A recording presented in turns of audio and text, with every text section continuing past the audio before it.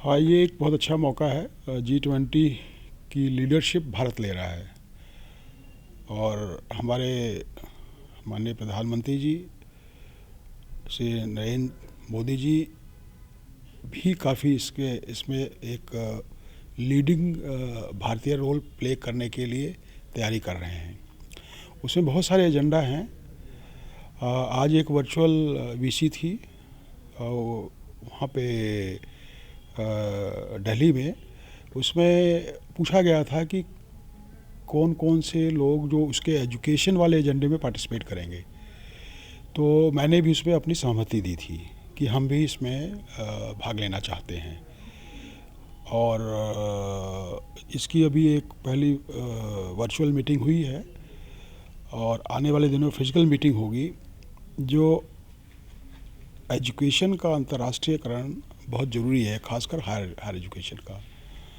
जैसा कि आप जानते हैं कि हायर एजुकेशन में भारत में न्यू एजुकेशन पॉलिसी आ गई है और बहुत सारे बड़े बड़े डिसीजंस लिए जा रहे हैं। Choice based credit system new education policy में और बहुत सारी चीज़ें हैं।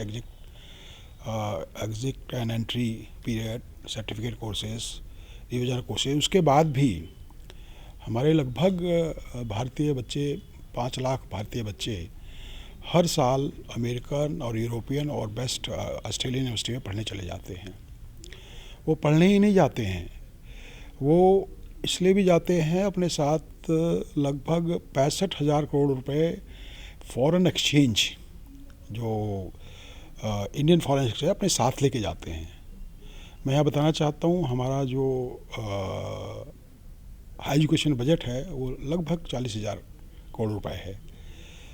तो हमारे बजट से ज़्यादा बच्चे हमारे पैसे लेके, अच्छे बच्चे जो IIT से, साइंसेस से, गोरखपुर यूनिवर्सिटी से, हर जगह से बच्चे बाहर जा रहे हैं। सो ये G20 का प्लेटफॉर्म एक बहुत बड़ा प्लेटफॉर्म बनने वाला है और ये हमें देखना है कि कैसे हम इसको G20 कंट्रीज़ को कैसे अपने साथ जोड़ सकते हैं और कैसे इसका फ़ायदा भारतवर्ष उन कंट्रीज़ के एजुकेशन सिस्टम में घुस के ले सकता है। तो ये सारे इश्यूज़ थे। मुझे उम्मीद है ये सब एजेंडा में आएंगे, चर्चा में आएंगे और अंतर्राष्ट्रीयकरण हायर एजुकेशन में बहुत ज़रूरी है और ये एक बहुत बड़ा प्लेटफॉर्म देने जा रहा है।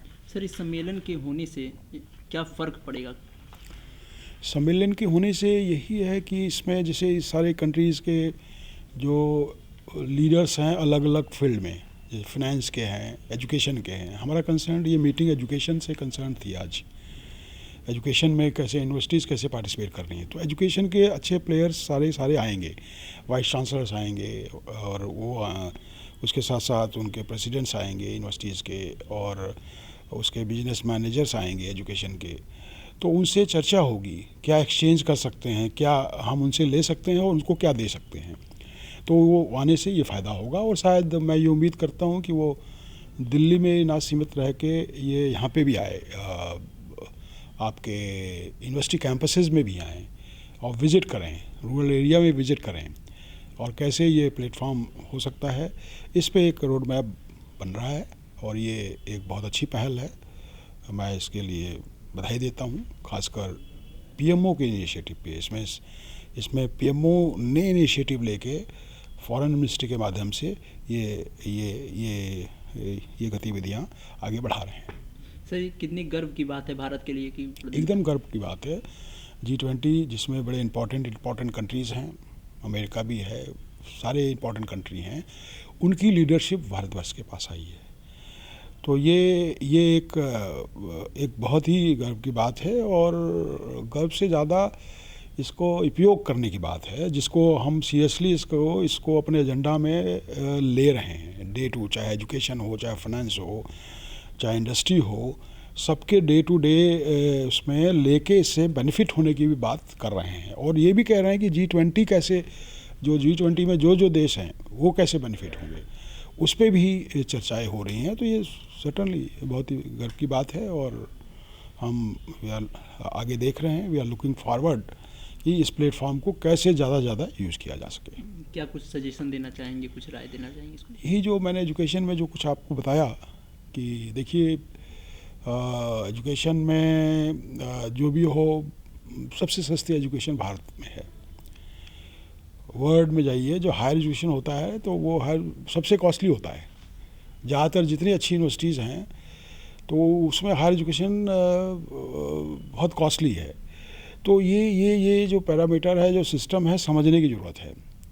विदेशों में जो सिस्टम उन्होंने बनाया है, यूनिवर्सिटी अच्छा क्वालिटी एजुकेशन के साथ ही नहीं, वो गवर्नमेंट चलाती है, इंडस्ट्री चलाती है, वो सिस्टम को चलाती है।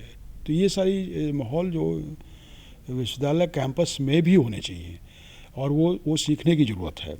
जैसे हम लोग ने इंक्यूबेशन सेंटर बनाया है, तो कैसे वो काम कर रहे हैं, वो मैं जानता हूँ वहाँ बहुत पहले से ये चल रहा है।